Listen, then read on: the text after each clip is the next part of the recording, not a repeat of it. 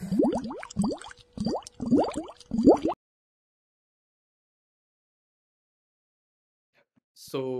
Hello students, welcome back to our YouTube channel flammable study.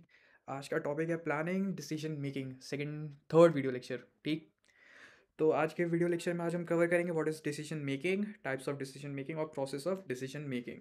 ठीक है, तो सबसे पहले स्टार्ट करते हैं व्हाट इज़ डिसीजन मेकिंग। तो बेसिकली इसे क्या समझते हैं?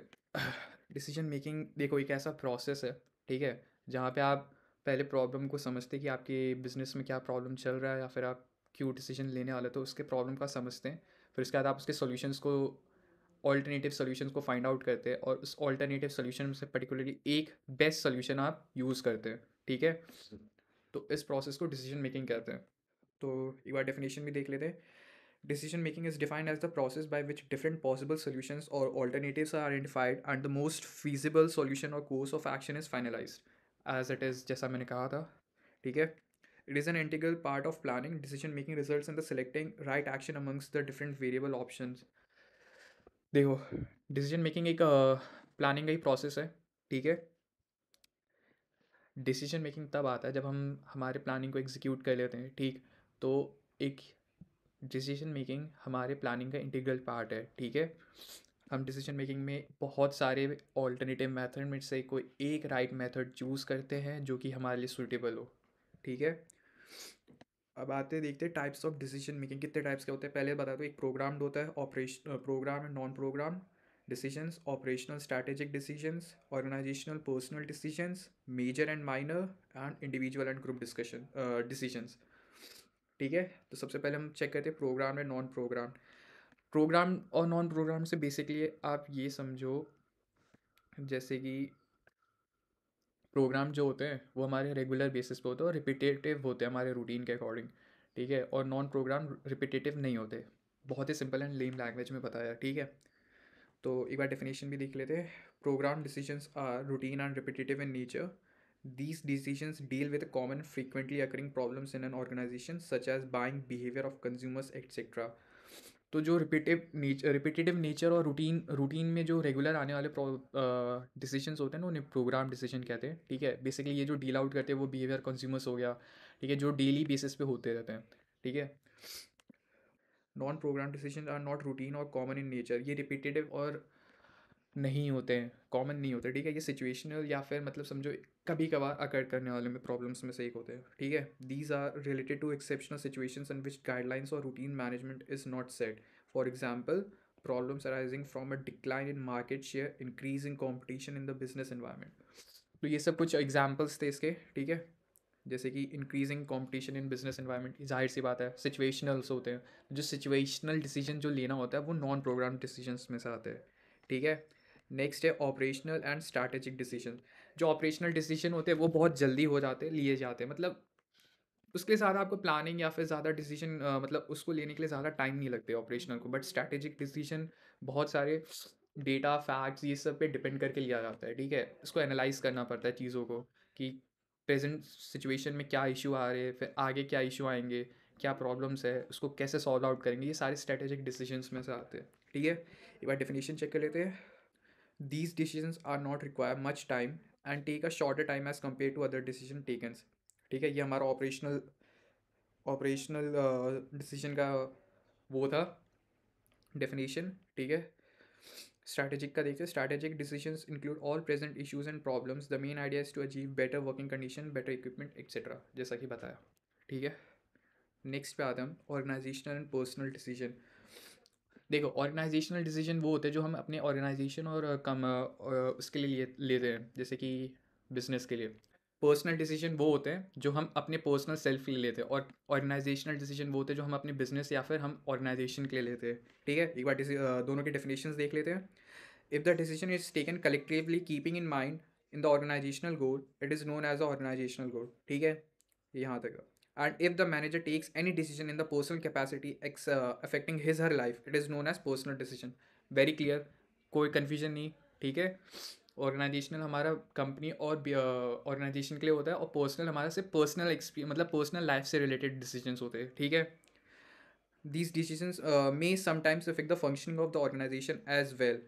कभी कभार पर्सनल डिसीजंस हमारे ऑर्गेनाइजेशनल डिसीजंस पे इफेक्ट कर जाते, तो ठीक है, इस पर ध्यान देना चाहिए कि personal decisions are not good for an organisation और for a business.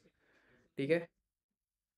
Major and minor decision, ये बहुत कॉमन है। ठीक है। मेजर हमारी मेजर डिसीजंस ऐसे समझो जो कि हैवी डिसीजंस होते हैं, और माइनर डिसीजन जो छोटे छोटे डिसीजंस होते हैं। जैसे कि ये बहुत सिंपल एंड लीम लैंग्वेज में था। ठीक है। अब हम इसका एक बार डेफिनेशन देख लेते हैं। These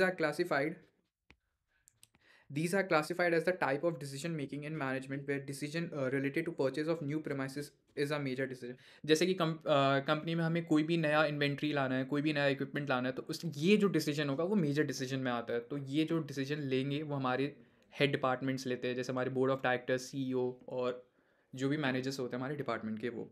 ठीक है। और जो माइनर डिसीजन होते हैं वो क्या होते हैं, एक बार देख लेते हैं। These are taken by a top management, whereas purchase of stationery is a minor decision. Minor decision can be taken by the superintendent.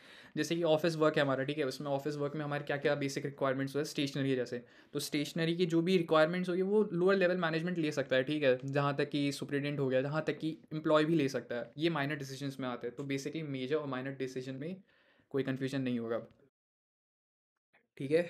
Next है हमारा individual and group decision. Individual is for related as self, group decision is related to group. ठीक है। बहुत simple and clear है, इसमें कोई confusion नहीं होना चाहिए, वैसे कि छोटे छोटे टॉपिक्स ही है ये सब। ठीक है। तो एक बार डेफिनेशन देखते हैं। When the decision is taken by an individual it is categorised as individual decision. ठीक है, सिंपल है। Group decision are taken by group of individual in the form of standing committee. Generally important types of decision is in management are shifted to his committee.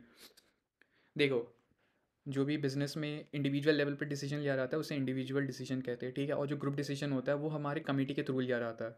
तो उस group जो decision लेते हैं उस group decision को committee बोला जाता है बेसिकली। तो अब कमेटी और ग्रुप में कोई कन्फ्यूजन नहीं होना चाहिए। ठीक है। ठीक है। ये था हमारे टाइप्स ऑफ डिसीजन मेकिंग। ठीक है। अब आते हैं हम प्रोसेस ऑफ डिसीजन मेकिंग।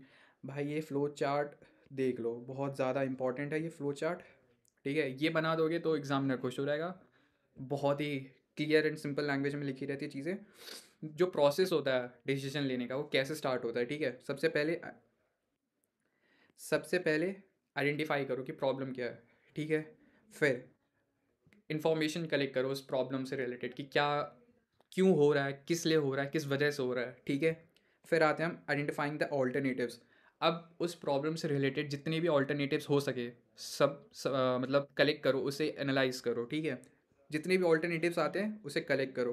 ये हमारा फर्स्ट स्टेप, ये हमारा सेकंड स्टेप, ये हमारा थर्ड स्टेप, ये हमारा फोर्थ स्टेप।